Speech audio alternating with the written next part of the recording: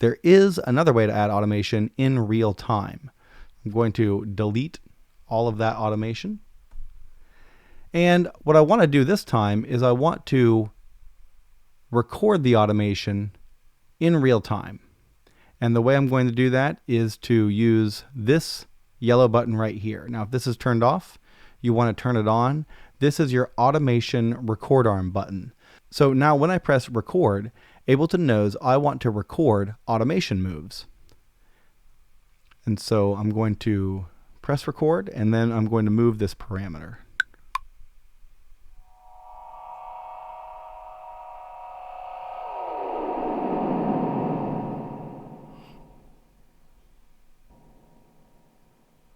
There you go. And you can see it recorded my automation moves. If I zoom in, you'll see that it is in fact a long series of breakpoints. Now we could do this with other parameters too. If I wanted to adjust the panning, I could do that. I still have my automation arm enabled there, and I'm going to record, and this time I'm going to adjust the panning.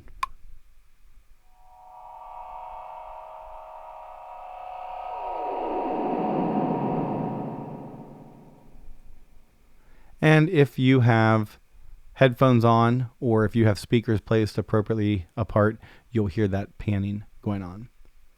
Now, sometimes you'll get into a situation where you need to move a clip in your session, and sometimes you want the automation to follow that clip.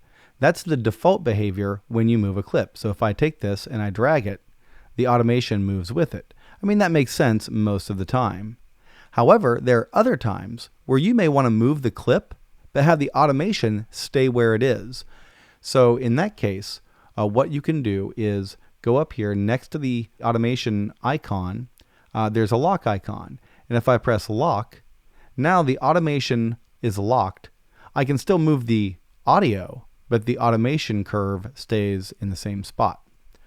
It's worth noting that Ableton refers to this as an automation envelope.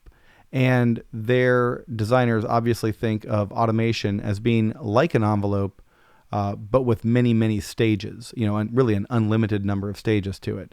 But it can be helpful to think of it as an envelope, and you can have that envelope remain stationary as you move a clip, or if you unlock it, that envelope will follow the clip. Now, if you want to see more than one automation parameter at the same time, you can use this little plus button at the bottom of every track. And so if I click plus, now that panning automation has moved down to its own automation lane, and the main lane is free of automation. You're just seeing the audio. So notice that this is not playing like two tracks. This is not two tracks. It's just playing one instance of the audio. It's just showing you the automation in a new lane. So if I wanted to see another automation parameter, for instance, volume automation, then I could click the plus and see that also. So in this lane, I'm seeing the track volume, and in this lane, the panning. And you could use that to coordinate automating different parameters sort of in sync with one another. Now, really, you can automate any parameter on any device in the track. I could right-click on any knob, and I have a variety of options. Show automation, which will make the automation pop up in the main track lane there. I could choose show automation in new lane, which would populate a new lane with automation just for this parameter. And then there's also an option to show modulation or to edit the MIDI and key map that we're not going to cover in this video. I'm going to choose show automation. Now I'm going to draw in some automation, and as soon as I added a breakpoint, you may have noticed that the controls got a red dot next to them, and actually it affected both the left and the right since they're linked. And now when I click this, the time value for this echo setting will change.